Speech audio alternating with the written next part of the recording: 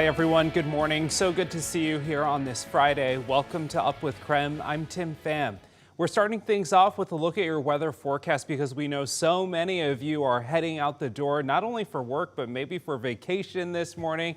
We're jealous that you're going to get to spend a long weekend with family, right, Thomas? Because some of us have to work Monday, not me, but you will be here, right? And Channing? I'm on vacation. Yeah, I'm on vacation next week. Lucky Channing's you. going to be back for Monday. Okay. It's funny because Channing is just like, I don't mind working the weekends or the holidays. Yeah. Because it can be kind of chill on some of those it really days. is. But I'm glad you're getting some time.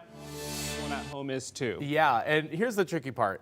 I definitely got the forecast if you're staying at home or if any of your friends or family are here visiting. If you're going elsewhere, might be a case-by-case basis, but might be able to help you out either way. For this morning, here locally, there are still a few leftover showers around Okanagan, Chelan, Grant County from the same storm system that has given us these scattered showers the last several days. At the moment, no lightning strikes, but we've had some bits of thunder even over the last couple hours here. So both today, tomorrow, and then again on Sunday, we have chances for those pop-up, scattered, or isolated thunderstorms. So we certainly are going to be radar watching, at least for the next 3 days, but definitely not a washout on any given day. New from overnight this morning, Yakima County deputies continue to investigate the killing of a Spokane teen. 17-year-old Samantha Kalinchuk's body was found dumped in a field last month. Deputies say she was shot once in the head. Her death is being investigated as a homicide. At this hour, deputies are not saying much about the case. However, KREM 2 spoke to someone who knew the victim.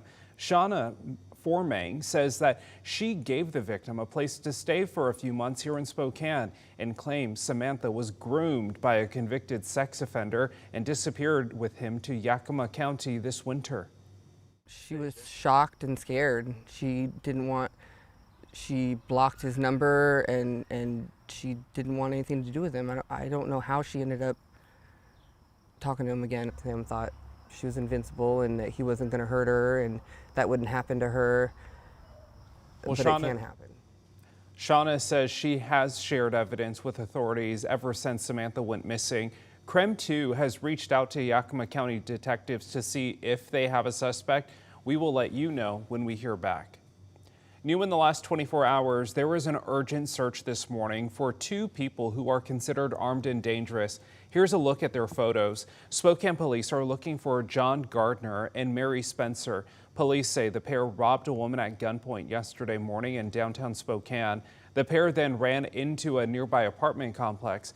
SPD's SWAT team surrounded the building, forcing nearby businesses to go into lockdown. He does have a handgun, so it's a dangerous situation and hence the extra precautions. The SWAT team searched the building, but the pair already escaped. If you have any information as to where they might be, you are asked to call Crime Check. Our team is making phone calls to police and we'll let you know when we hear back. New details this morning, the homeless camp along I-90 could be empty as soon as June 30th. That is the target date to get the remaining people there into housing. KREM 2 Shannon Mowdy visited the camp, which continues to shrink. Well, things look drastically different here inside the fence at Camp Hope. Just take a look behind me. A lot more empty space, and we have seen at least one RV being towed out. We are waiting on another one to be pulled away. Jules Helping Hand says they are on track to have this completely vacant in a month. There are still those who call this plot of Washington DOT land home for now, but maybe not for long. We're getting closer to the end of Camp Hope. The remaining 20 campers here could be out, or at least close to housing, within a month. We're looking towards the end of June to have housing lined up or offered to individuals. It is a much different view inside the fence than even a month ago. For Julie Garcia, it's a sign of hope. The emptiness of the camp signifies, one, a reduction in the footprint of this neighborhood, but also the real help that is given and being offered to people experiencing homelessness. Help former campers like Henry Grisby III say. So this is the Audi Quattro that I acquired. Set them up for another chance at life. That's from just hard work. I guess I would say that's what they tell me is from my hard work. Grisby had been in Camp Hope for around a year, watching it grow to more than 600 people. It was like an unruly college campus. Now he's graduated from this place, but also from a job skills class and into a job and his own apartment. It's a sense of stability. That's something that I think was one of my barriers, was being stable somewhere and having, you know, my stuff, my property, me, and a good state of mind. The work isn't done. The state continues to collaborate with the city of Spokane in court. Brian Coddington agrees the two sides are close to an agreement on camp's closure. We expect that shortly with the state we'll have a joint filing with the judge regarding a plan to close and a date certain to close. For Grisby and so many others, Camp Hope's already shrinking in the rear view, and who knows what's ahead. And I got this Audi to do that with me. We just stay in our own lane, try to go forward, that's it. So as for what happens with this lot after the remaining campers are out, WashDOT tells me that is still in the planning stages, but you may see these fences around the area for a while after the camp is closed. Shannon Mowdy, KREM 2 News. With the unofficial start of summer rolling in this Memorial Day weekend, millions of people across the country are expected to be traveling. While the national gas price average this year is more than $1 less than what it was this time last year, many local drivers are still seeing jumps at the pumps in terms of prices.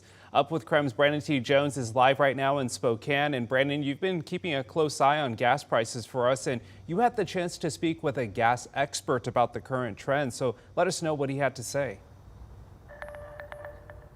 Yes, good morning, Tim. That's right. And actually, when you take a look at those national averages, you see Spokane is about $1 higher than the country's median. If you overlook in Idaho, you can see they're about 30 cents higher than the national average, but still that's about 30 cents or 60 cents cheaper across state lines. So why the difference in price between two states just a few minutes apart? As mentioned, we spoke with a gas expert recently. Patrick DeHaan is the head of petroleum analysis for Gas Buddy, and this is what I learned. Washington State now has a carbon tax. It has special gasoline. The West Coast is also a bit of an island when it comes to refineries.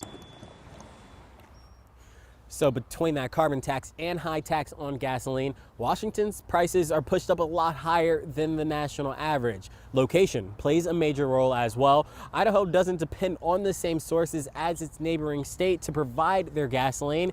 They also don't have a carbon tax or high gasoline taxes.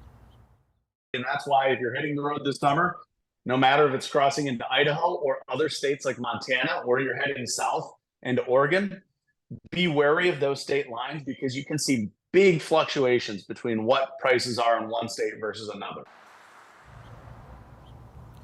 In my conversation with Patrick, he did tell me that he expects some type of relief at the pumps later this summer. He says gas transportation from the refineries our region relies on should see improvement, and that could ultimately help lower prices.